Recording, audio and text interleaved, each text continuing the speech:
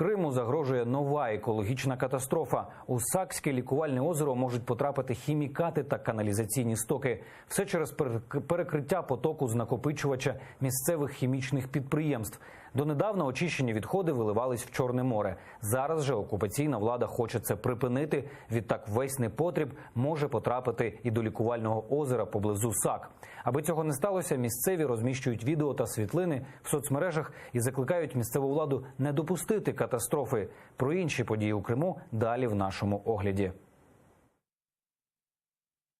Півострів може залишитися без свого символу кримської сосни, адже від сьогодні це дерево не червонокнижне. Окупаційна влада виключила сосну з переліку заборонених до вирубки. Мовляв, таких насаджень на півострові забагато, і вони пожежно небезпечні. Водночас кримські вчені таке рішення критикують. Екологи хвилюються, що відтепер символ Криму активно вирубуватимуть під будівництво. І це суттєво змінить структуру соснових лісів півострова.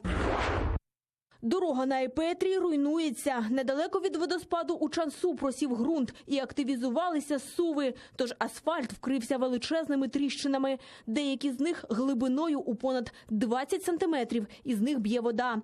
Тріщини виникли нещодавно. Ще вчора дорога була цілою. Кримчани діляться у соцмережах фотографіями і у коментарях пишуть: «Скоро перестанемо їздити на Епетрі, дорога зникне».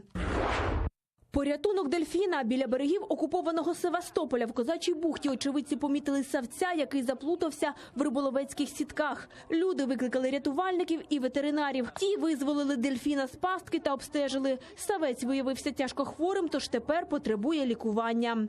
Наталя Барська, Заман, АТР.